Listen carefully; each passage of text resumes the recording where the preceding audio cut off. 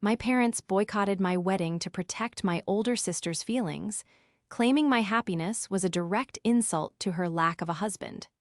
Devastated, I uncovered the financial fraud fueling their perfect lifestyle, so I prepared an anniversary toast that would expose their crimes to everyone. This is where the story truly begins, and you won't want to miss what happens. Make sure you're subscribed to see it through to the end. We're always curious.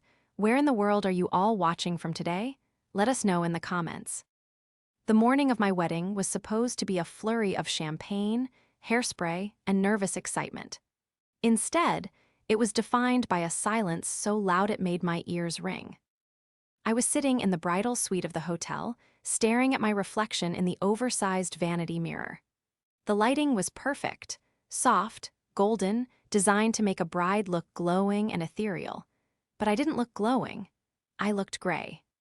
My stomach had been churning since 4 in the morning, a violent nausea that had nothing to do with pre-wedding jitters and everything to do with the notification blinking on my phone screen. My makeup artist, a sweet woman named Jen, was hovering nervously with a blending sponge. "Honey," she said softly, "if you cry again, we're going to have to start the foundation from scratch, and we're on a tight schedule." "I know," I whispered, my voice sounding like gravel. "I'm sorry, I'm trying." I looked down at the phone again, just to make sure I hadn't hallucinated it. The text message from my mother, Patricia, had come in at 3:45 a.m. It was long, rambling, and composed with the cold, clinical detachment of a corporate rejection letter, yet it was signed with a heart emoji. "Scarlett, your father and I have been up all night discussing this. We simply cannot attend today. We know this is your day, but you have to understand the bigger picture. Rosie is in a very fragile state. Seeing you walk down the aisle, getting everything she hasn't achieved yet would be too cruel a blow for her mental health. We are staying with her to support her. We hope you understand. Have a lovely ceremony. Love, Mom." I read it for the 50th time. Have a lovely ceremony. As if I were going to a brunch they couldn't make it to. Is it bad news?" Jen asked, her hand resting on my shoulder. I looked up at her, my eyes burning. "My parents aren't coming." Jen froze. "What, did they have an accident? Is everyone okay?" "No," I said, a bitter laugh bubbling up in my throat, tasting like bile. "They're fine. Physically, they are perfectly fine. They decided my sister's feelings were more important." I stood up, the silk of my robe slipping against my skin. I walked to the window, looking out at the venue grounds. The chairs were already set up. The florist was arranging the archway where I was supposed to say, "I do." There were 2 reserved seats in the front row, 2 seats that would now be gaping holes in the photographs, visible scars on the most important day of my life. My fiancé, David, had been furious when I showed him the text. He wanted to drive over to their house and drag them here, but I knew it wouldn't matter. If Patricia and Robert decided something, it was law. In their world, image was everything, but the internal narrative they constructed was even more powerful.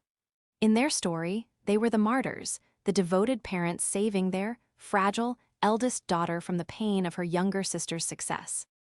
I felt a wave of dizziness and gripped the windowsill.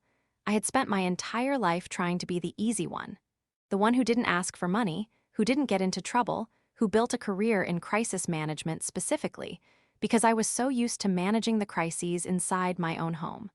I had minimized my promotion to avoid upsetting Rosie. I had downplayed my engagement. I had even picked a venue that was less expensive than Rosie's first wedding, just to avoid the comparison. And it wasn't enough. It was never enough. I turned back to Jen, wiping a tear before it could breach my lower lash line. "Do the makeup," I said, my voice hardening. "I'm getting married." "You sure you're okay?" she asked, looking doubtful. I looked at the phone one last time, then flipped it face down on the vanity.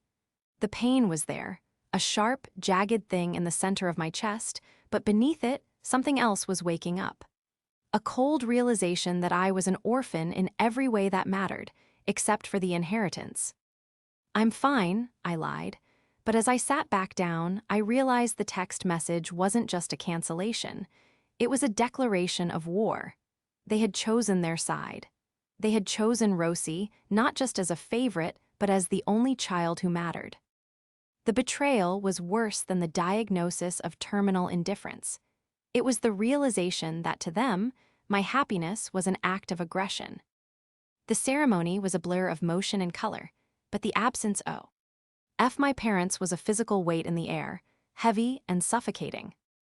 As I walked down the aisle, clutching my bouquet of white peonies so hard the stems snapped, I saw the guests whispering.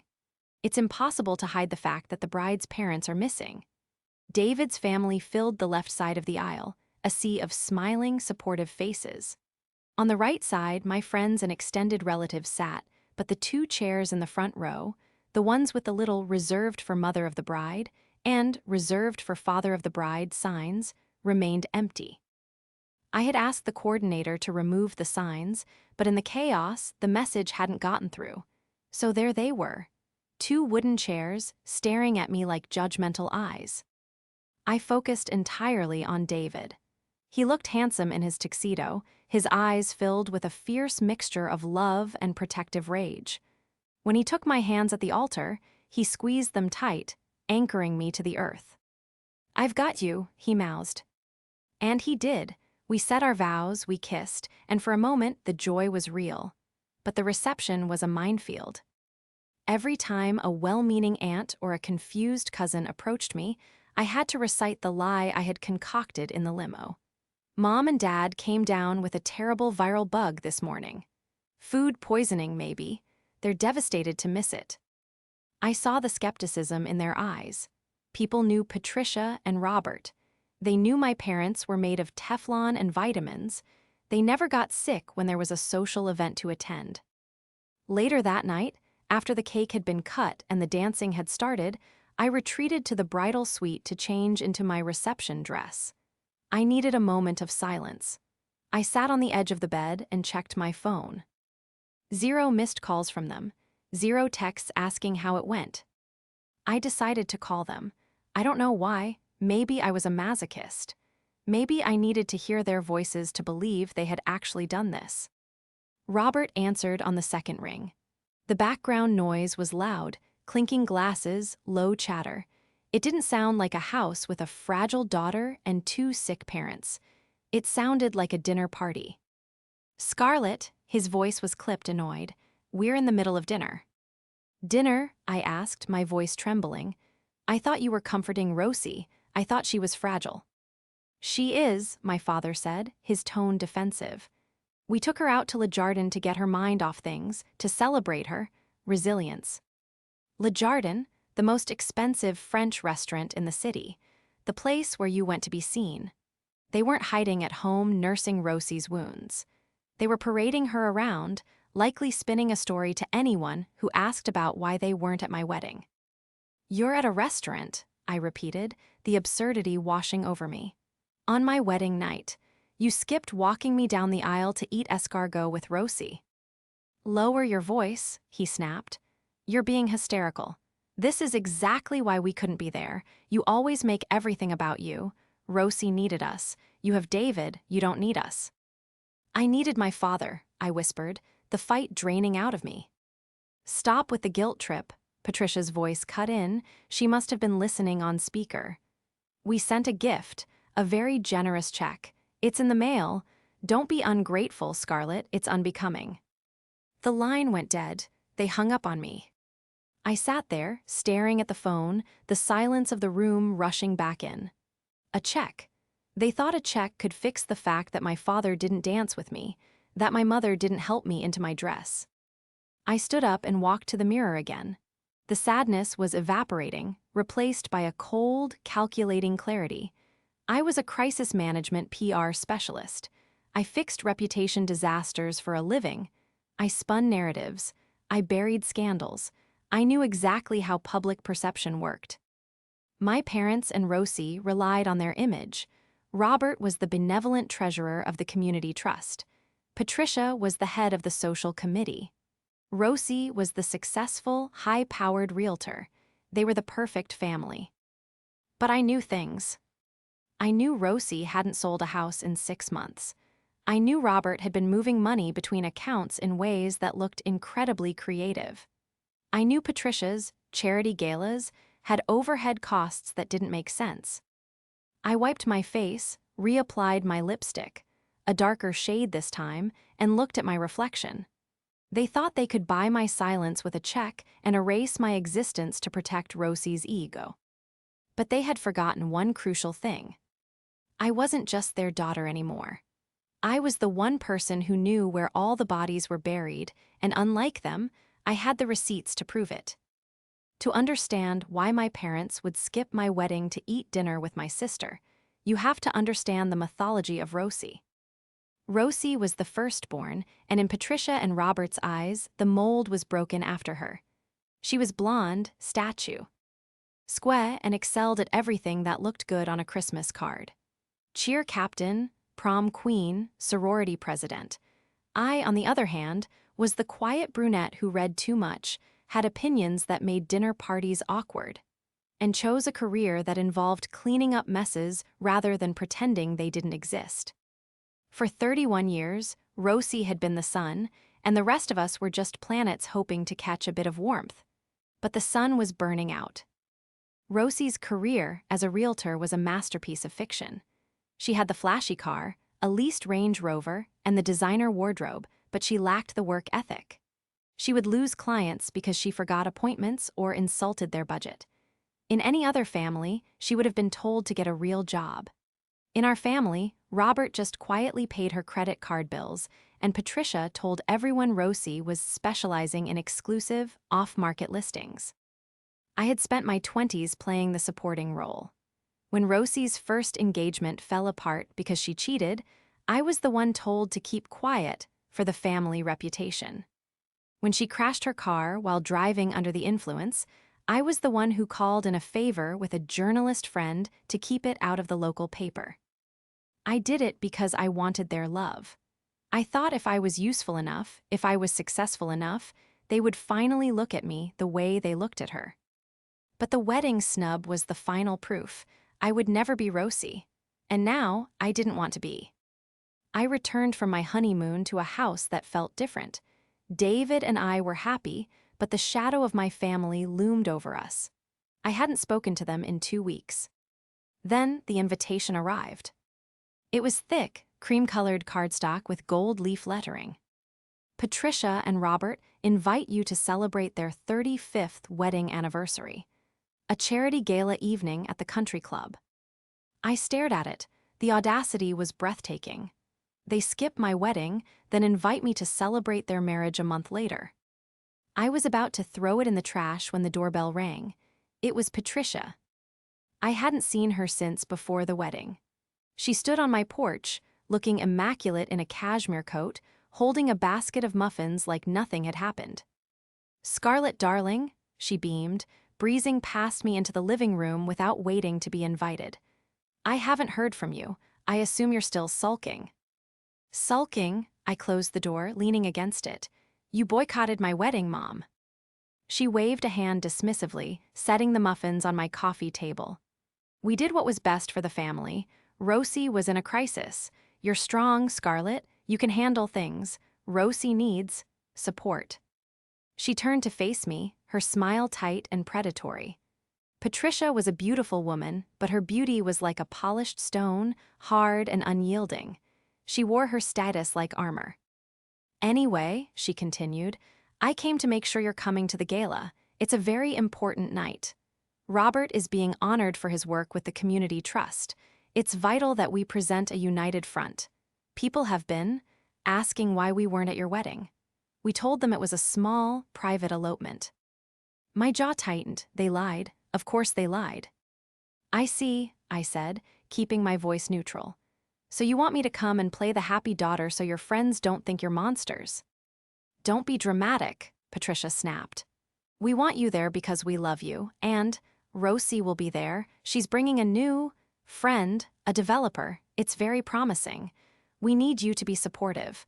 Don't mention your wedding. It might make the gentleman feel awkward that Rosie isn't married yet." She looked around my living room, her eyes landing on a stack of mail on the counter. "Oh, and Scarlett, we need to make sure the trust finances are perfectly opaque before the audit next month. I know you helped with the PR for the fund last year. You didn't keep any copies of the ledgers, did you? The question was casual, too casual. I looked at her, really looked at her. She wasn't here to apologize, she was here to check for leaks. No, Mom, I lied, my heart hammering a rhythm against my ribs. Why would I keep old files?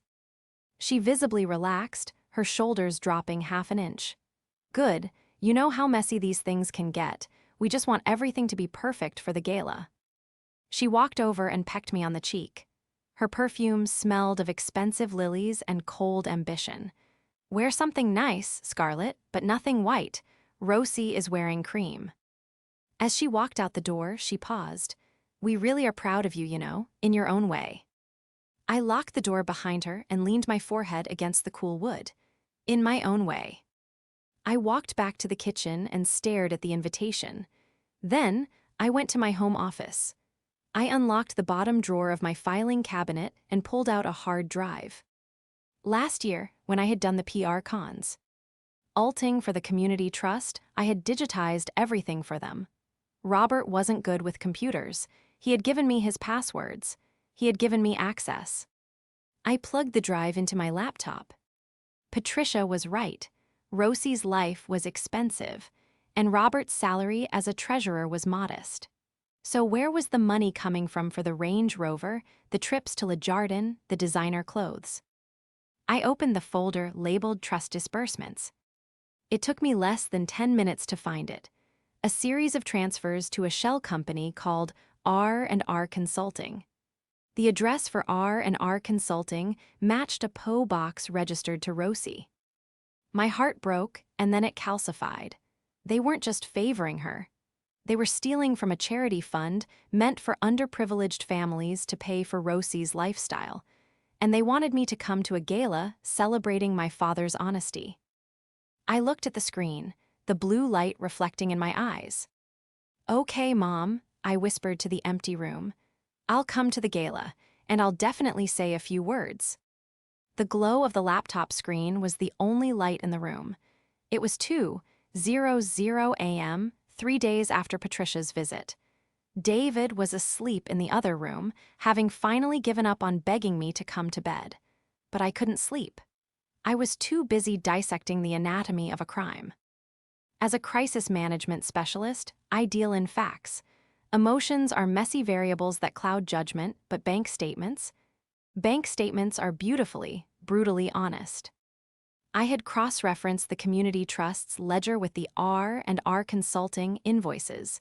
It was clumsy work. Robert had gotten arrogant. He assumed no one would ever look closely because he was Robert, the pillar of the community, the man who shook hands with the mayor. The deeper I dug, the more nauseous I became. Invoice 402, Strategic Planning Consultation, $4,500. Date, June 12th. Cross-reference, Rosie's Instagram post from June 13th showing off a new limited edition Chanel handbag. Caption, treating myself because I work so hard, boss babe. Invoice 409, Site Survey and Logistics $8,200. Date, August 4th. Cross-reference, Rosie's trip to Cabo San Lucas with her friends. It wasn't just a little skimming off the top. It was a hemorrhage. Over the last 3 years, they had funneled nearly $250,000 out of the trust. Money meant for the local youth center, the food bank, and the homeless shelter renovation project. I sat back, rubbing my temples. The betrayal I felt about the wedding was a sharp, personal dagger. But this was a sledgehammer. My parents weren't just bad parents, they were criminals. They were stealing from the most vulnerable people in our city to fund Rosie's delusion of grandeur. And they wanted me to come to a gala, celebrating their service. I picked up my phone and dialed a number I hadn't used in 2 years. It was late, but I knew he would be awake. "This is Marcus," a gruff voice answered. "Marcus, it's Scarlett," I said. "I need a favor, a big one." Marcus was a forensic accountant I had worked with on a corporate embezzlement case years ago. He was the best in the business at finding where money went when people tried to hide it. "Scarlett, I haven't heard from you since the Peterson scandal. What's the job?" I have a stack of digital ledgers and a shell company. I know what they're doing, but I need it to be irrefutable. I need a visualization. Graphs, flow charts, a direct line from the donor, accounts to the personal expenditures. Can you do that? Easy, he said. Send me the files. Who's the target? I hesitated for a fraction of a second. My parents. There was a silence on the line. Then, Marcus's professional tone returned, colder and sharper. I'll have it ready in 48 hours. After I hung up, I turned my attention to the gala itself. If I was going to do this, I couldn't just walk in and shout accusations. They would call me crazy. They would say I was a jealous sister having a breakdown because they missed my wedding. They would spin it. I needed the room to see the truth with their own eyes. I opened my email and found the contact for the gala's event planner. Her name was Chloe, and she had been a junior associate at my firm before branching out into events. We were on good terms. Subject, a surprise for Mom and Dad. Hi, Chloe. I'm so excited about the gala on Saturday, since I missed giving a speech at my own wedding due to, well, I really want to do something special for Mom and Dad's anniversary during the event. I've put together a video montage of their charitable achievements over the years. It's a surprise. Can I send you the file to load onto the main projector? I'd love to introduce it right before the main toast. Best, Scarlett. The reply came 10 minutes later. Scarlett, that sounds so sweet. They will love that. Send it over by Friday morning and I'll have the AV team queue it up. Can't wait to see you. I leaned back. Kay in my chair, my heart rate finally slowing. The trap was set. Marcus would build the bullet and I would pull the trigger. But first, I had to be sure. I had to look them in the eye one last time and give them a chance to confess. Not because I thought they would, but because I needed to know, beyond a shadow of a doubt, that there was nothing left of my family worth saving. 3 days before the gala, my mother organized a family brunch at their estate. It was mandatory attendance. David refused to go. If I sit across from them, Scarlett, I'm going to lose it. I'm going to ask your father why he's driving a new Mercedes while the youth center roof is leaking. You can't, I said, adjusting my blazer. If you blow up now, they'll circle the wagons, they'll hide the evidence. I need them comfortable, I need them arrogant. So I went alone.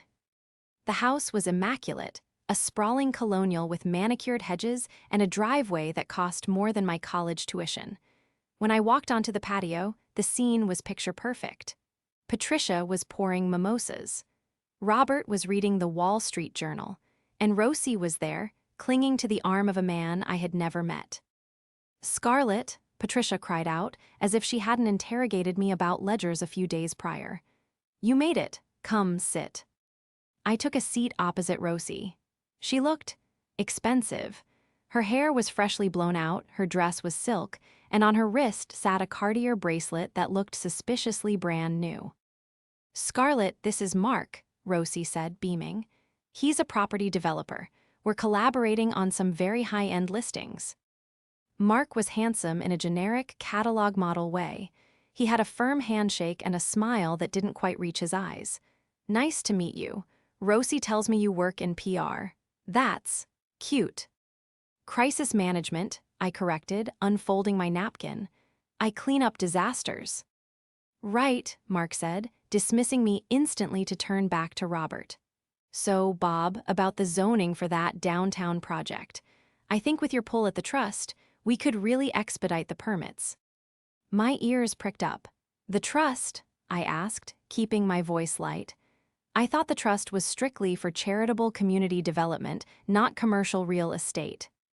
The table went quiet. Robert lowered his newspaper. His eyes were cold behind his reading glasses. It is, Scarlett, Robert said, his voice a low rumble. Mark is proposing a mixed-use development, low-income housing. High-end condos with a percentage of affordable units, Mark corrected, winking at Rosie. Very profitable.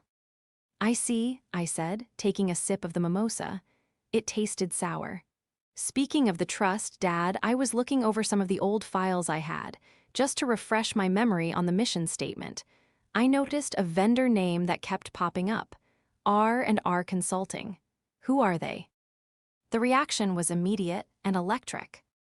Patricia dropped her fork. It clattered loudly against the china. Rosie stiffened, her eyes darting to our mother. Robert didn't move, but his jaw clenched so hard I thought his teeth might crack. They are external auditors, Robert said, his lie smooth but delayed. They help with compliance. Funny, I said, locking eyes with him. Because their billing address is a P.O. box in the same zip code as Rosie's apartment, and they seem to bill for consulting in the exact amounts of luxury items. I looked pointedly at Rosie's bracelet, like jewelry. That is enough, Patricia hissed. Her face had lost its color. This is a family brunch. We are not discussing business. I'm just curious, I pressed, leaning forward. Because the audit is coming up, right? If the auditors find payments to a shell company linked to a family member, that's not just an error, Dad. That's 5 to 10 years in federal prison. Rosie slammed her hand on the table. You are so jealous. You can't stand that, Mark, and I are building something huge. You're just a bitter little girl because Mom and Dad didn't come to your cheap little wedding. Rosie, Robert warned, but she was on a roll. No, she's always been like this, Rosie spat, her face twisting into an ugly sneer. Always trying to ruin my moments. R&R is a legitimate business. I consult, I give Dad advice on market trends. You consult? I asked quietly. You charged the charity $4,000 for market trends the same week you bought that purse. You don't know what you're talking about, Rosie screamed. She looked at Mark for support, but Mark was looking at the family with a dawning expression of horror. He was a shark, and he smelled blood in the water. He was realizing this wasn't a power family, it was a liability. Scarlett, Robert said, his voice dropping to a terrifyingly calm register. Drop it. Now, you don't understand the complexities of finance. We move money to protect assets. It's standard practice. If you say a word of this to anyone, if you try to sabotage the gala, you will be cut out of the will, completely. I don't care about the will, I said. Then care about your reputation, Patricia added, her voice dripping with venom. Because if you slander us, I will make sure every client in this city knows you are a mentally unstable liar who attacks her own family. I looked at them, the three of them united in their corruption. Rosie, the spoiled parasite, Patricia, the enabler, Robert, the architect. They weren't afraid. They were offended that I dared to question them. They truly believed they were untouchable. Okay, I said, standing up. I'll drop it. Enjoy your brunch. I walked away, my heart pounding in my throat. I didn't look back. I didn't need to. They thought they had bullied me into submission. They thought the threat of disinheritance and slander would keep me quiet. They had confirmed everything. They admitted it was Rosie. They admitted the fraud. And they showed absolutely zero remorse. I got into my car and sat there for a moment, shaking. Then I pulled out my phone and texted Chloe. The video file is ready. Sending it now. The next 48 hours were a blur of cold calculation. Marcus came through. The dossier he sent me was a work of art. It wasn't just spreadsheets, it was a narrative. He had tracked the flow of money from the community trust donations, money given by local businesses, elderly widows, and school fundraisers, directly into the accounts of R&R Consulting, and from there, directly to credit card payments for Rosie's debts. He found the lease payments for the Range Rover. He found the tuition for a life coaching course Rosie dropped out of. He found the payment for the LeJardin dinner on the night of my wedding. That one hurt the most. Invoice 512, client entertainment, $850. They had charged the charity for the dinner they ate while skipping my wedding. The audacity was so pure it was almost impressive. On the morning of the gala, my phone rang. It was Rosie. Scarlett, she said, her voice dripping with fake sweetness. Mom told me you left brunch early. Look, I'm sorry I yelled. It's just the pressure of being in the public eye, you know? It's hard. I'm sure it is, I said, typing away on my laptop. I was finalizing the slides for the presentation. Mark really likes you, she lied. He thinks you're smart. We were thinking, maybe we could bring you on as a consultant for the new development. R&R is expanding. We could pay you a retainer. I stopped typing. It was a bribe. A clumsy, desperate bribe. You want to pay me? I asked. With what money, Rosie? The project money, she said quickly. Look, just don't mention the R&R thing tonight, okay? Dad is really stressed. If this gala goes well, the trust gets a massive grant from the state. Like $2 million. Imagine what we could do with that. Imagine, I echoed, $2 million. Exactly, so we're cool. You're going to be a good sister. I'm going to be the sister you deserve, I said. Good, she said, missing the subtext entirely. Oh, and wear something subdued. I'm wearing gold. I don't want to clash. I hung up. The scale of the fraud was about to explode. If they got that state grant, they would steal half of it. I wasn't just exposing a past crime anymore, I was preventing a future one. At 6:00 p.m., I put on my dress. I hadn't listened to Patricia or Rosie. I wasn't wearing cream or something subdued. I wore a structured emerald green gown that looked like armor. It was sharp, professional, and commanded attention.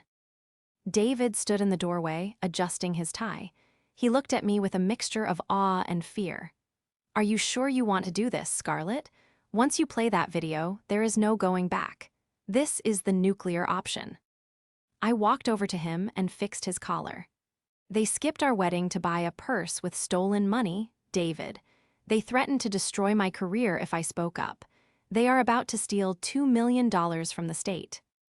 I picked up my clutch, which held a USB drive as a backup, just in case.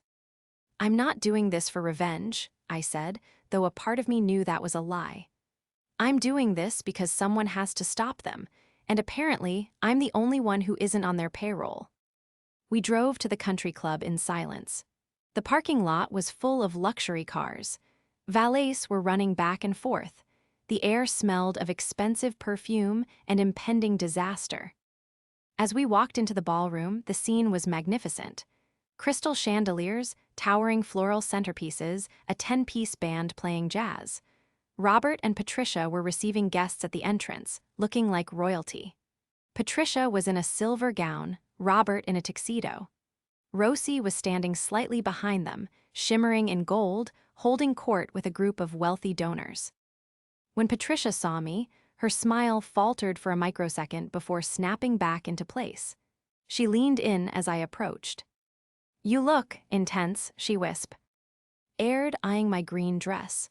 Remember what we discussed. Happy family, united front. Happy anniversary, Mom, I said, smiling a smile that didn't reach my eyes. I have a special surprise for you later. Oh, the video montage. She clapped her hands together. Chloe told me, that's very sweet of you, Scarlett, finally doing your part. Yes, I said, I'm finally doing my part. I walked past her, into the belly of the beast. I found Chloe near the sound booth. Is it loaded? I asked. All set, Chloe said, giving me a thumbs up. It's cued for 8:00 p.m., right before your dad's acceptance speech. I haven't watched it yet, wanted to be surprised, but the file size was huge. Must be a lot of memories. You have no idea, I said. I took my seat at the family table, next to an empty chair reserved for Rosie, who was too busy social climbing to sit down. I watched the room fill up. The mayor was here. The city council.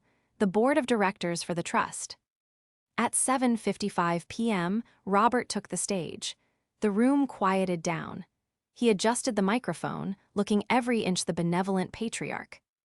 Ladies and gentlemen, he began, his voice booming. 35 years ago, I married the love of my life, and together we dedicated our lives to this community, to this family. He gestured to our table. People applauded. Patricia dabbed at a fake tear. Tonight, Robert continued, we celebrate not just our marriage, but the legacy we are building, the integrity we bring to this trust. I checked my watch, 7:59 p.m. But before I continue, Robert said, smiling benevolently at me, my daughter Scarlett has prepared a special tribute, a look back at our journey. He gestured to the massive projection screen behind him. The lights dimmed. The room went silent. Robert stepped aside, looking smug. He expected baby photos. He expected wedding clips. He expected propaganda. I took a sip of water. My hand wasn't shaking anymore. The screen flickered to life. The screen behind my father didn't dissolve into a montage of wedding photos or charitable ribbon cuttings. Instead, a stark, high-contrast title card appeared in absolute silence. The Community Trust, a financial review. A ripple of confusion moved through the room. Robert turned around, his smile freezing. He laughed nervously into the microphone. Ah, it seems we have a technical glitch, perhaps the wrong file. Then the first slide transitioned. It was a split screen. On the left, Community Trust Disbursement, $4,500. Purpose, strategic planning. On the right, Rosie's Instagram story dated the same day. Caption, new Laubautins, blessed. Price tag visible on the box, $1,295. The room went deadly quiet. The kind of silence where you can hear the ice melting in the glasses. The slide changed. Left, disbursement to R&R Consulting, $8,200. Purpose, logistics. Right, flight manifesto and hotel booking for Cabo San Lucas. Guest name, Rosie. Date, concurrent.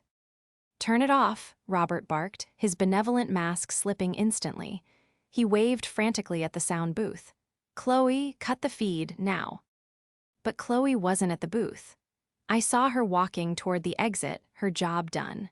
The tech inside the booth, confused and likely terrified by the tone of the yelling, fumbled with the controls, but the presentation was on an autoloop I had locked.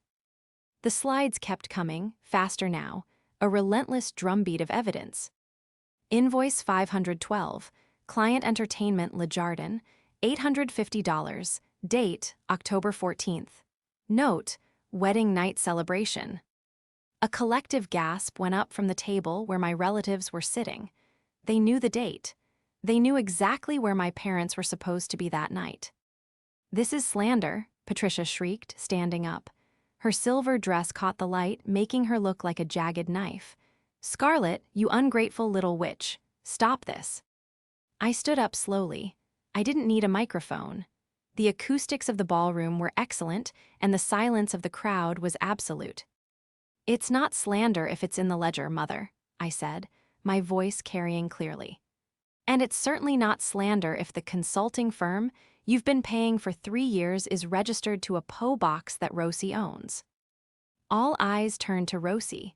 She was frozen in her chair, her face a mask of pale terror. The golden girl, the sun of our solar system, was suddenly looking very small. I didn't, Rosie stammered, looking at the screen where her signature was blown up on a digital invoice.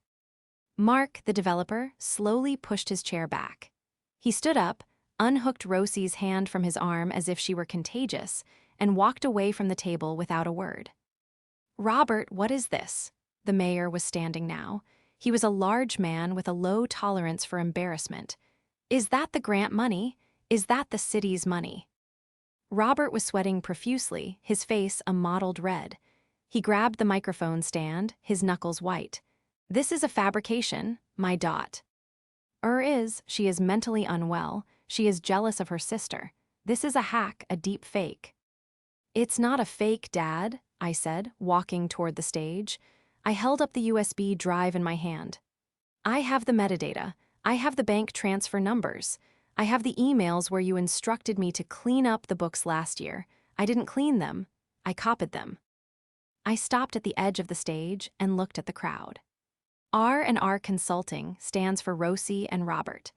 They have stolen over $250,000 from this charity to fund my sister's lifestyle and my parents' image. While the youth center roof was collapsing, Rosie was driving a Range Rover paid for by your donations. The crowd erupted. People were standing, shouting, pulling out phones to record. Robert looked at the chaos, then he looked at Rosie. In that moment, I saw the survival instinct kick in. The same instinct that made him skip my wedding to save face. He realized the ship was sinking, and he needed ballast to throw overboard.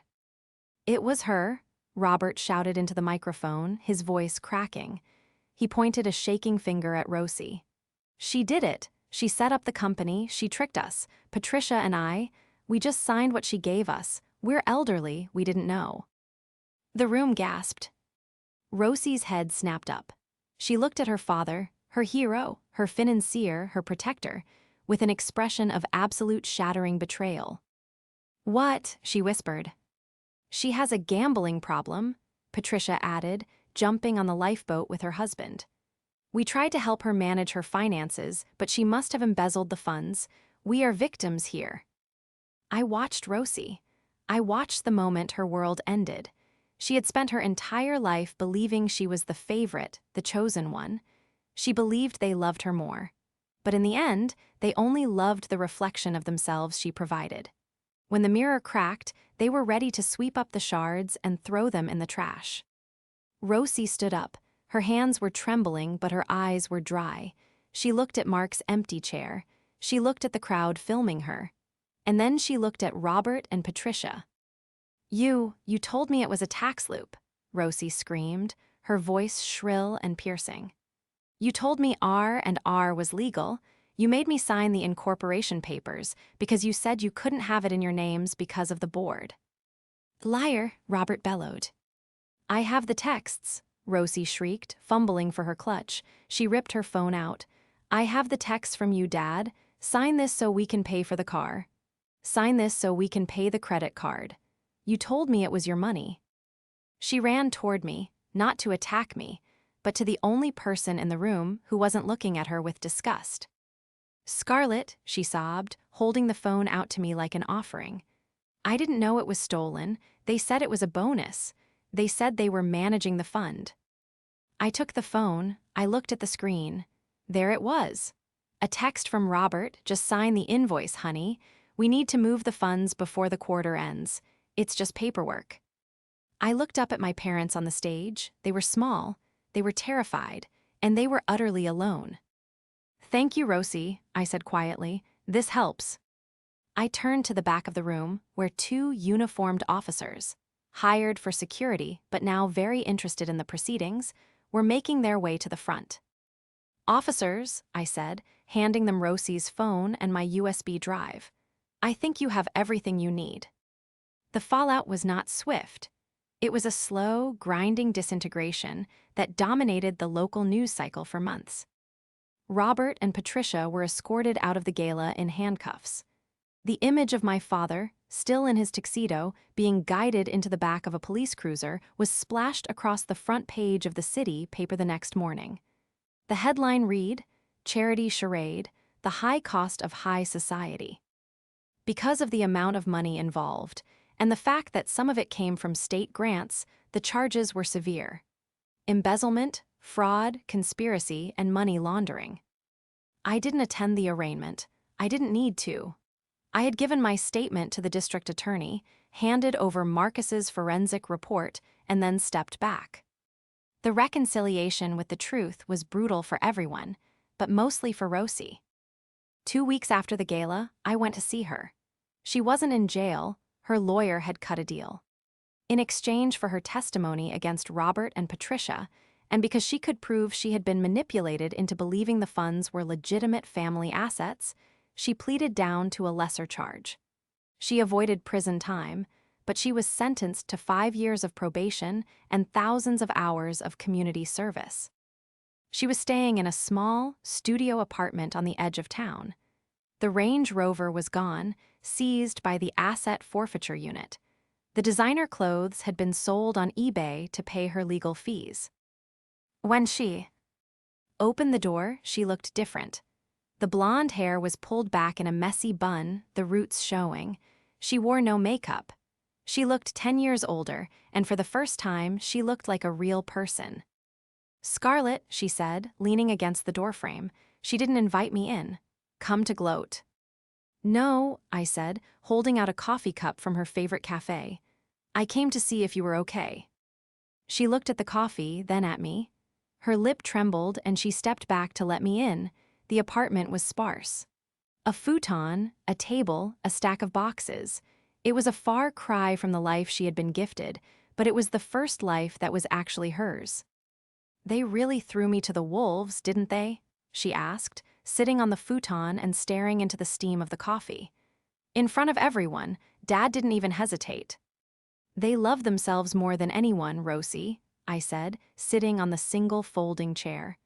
They always have. You were just the trophy, I was the spare. When the trophy got tarnished, they tried to toss it. Rosie took a sip of the coffee. I hated you, you know. For years, I thought you were jealous of me because I was special. She laughed, a dry, hollow sound.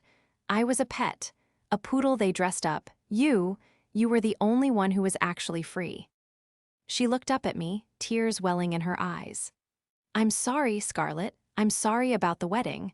I'm sorry I let them use me to hurt you. I was so afraid of losing their approval that I became a monster. I looked at her. I saw the sister I had played with in the backyard before the world told us we were rivals. I saw the damage my parents had done, not just to the bank accounts, but to her soul. I forgive you, Rosie, I said softly, but I can't fix this for you. You have to do the work now. I know, she nodded, wiping her eyes. I got a job, a real one, receptionist at a dental office. It pays, almost nothing, but I keep the money, it's mine. That's a start, I said. We talked for an hour. It wasn't warm and it wasn't perfect, but it was honest. When I left, we didn't hug, but the air between us was clear for the first time in decades. Robert and Patricia weren't so lucky. They refused to plead guilty, convinced their status would save them. The trial was a circus. The jury took less than 3 hours to convict them on all counts. They were sentenced to 8 years in minimum security, and the court ordered full restitution. To pay back the trust, the estate was seized. The colonial house, the cars, the jewelry, the art, everything was auctioned off. On the day the house was sold, David and I drove by. The sold sign was slapped crookedly on the for sale post. The manicured hedges were starting to look overgrown. David reached over and took my hand. How do you feel? I looked at the house. I remembered the empty front row at my wedding.